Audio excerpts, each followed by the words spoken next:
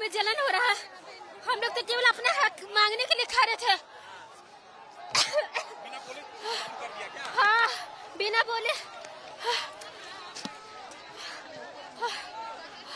आगे 1 किलोमीटर है।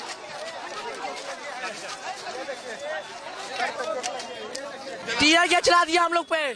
हाँ, अरे वार्निंग ने कुछ नहीं दिया, बोल के हम लोग आ जाते। ये पूरा तानाशाही है, छात्रों के साथ अन्याय है। यहाँ पुलिस भी मिला हुआ है, पुलिस मिला हुआ है एकदम। जब हम लोग 20 दिन से वहाँ कर रहे थे, वहाँ दे रहे प्रदर्शनकारी, तो वहाँ क्यों नहीं आया बोलने के लिए? वहाँ पे क्यों नहीं छोड़ा, यहाँ क्यों छोड़ा?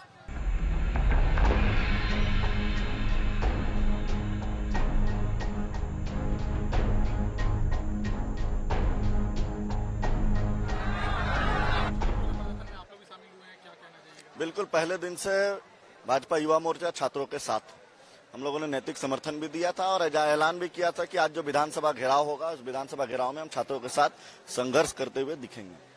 और चूंकि छात्र पूरे प्रदेश से आए हैं, 15 दिन से आंदोलनरत है और इस प्रदेश में रोजगार का जो व्यापार हो रहा था, उस व्यापार को रोकने के लिए आंदोलनरत है। इस प्रदेश में जो बीडीओ, सीओ, डीएसपी लोग बन रहे थे कि करोड़ रुपया देकर, उस पर अब लगाम लगाने की जरूरत है। इसलिए जन सैलाब छात्रों का रांची की सड़कों पर आज उमड़ पड़ा और विधानसभा की ओर कूच कर रहा है।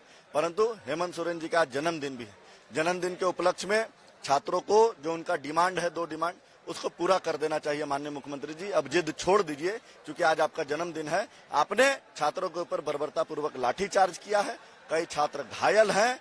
ये पूरे प्रदेश के लिए आज काला दिन है, छात्रों के लिए काला दिन है। खासकर इतिहास में लिखा जाएगा। जो छात्र आपसे अपना हक अधिकार मांग रहे हैं संघर्ष करके, उन छात्रों के साथ आइए। माननीय मुख्यमंत्री जी, थोड़ा संवेदनशीलता दिखाइए छात्रों के साथ, संवेदनहीन मत बनिए। माननीय मुख्यमंत्री जी, बिल्कुल छात्र ने पहले ही विधानसभा घेराव का ऐलान किया था और आप बैरिकेटिंग लगाइएगा, पुलिस लगाइएगा, पुलिस की लाठी लगाइएगा, आंसू गैस लगाइएगा, वाटर कैनन लगाइएगा, आप सोचिएगा कि छात्र को रोक लीजिएगा। छात्र इस राज का रुकने वाला नहीं है, क्योंकि छात्र बहुत ही गुस्से में है रोजगार को लेके। रोजगार का जिस प्रकार से यहाँ बाजार लगा हुआ था जेपीएससी, जेएसएससी का, उसको लेकर छात्र गुस्से में है और छात्र रुकने वाला नहीं।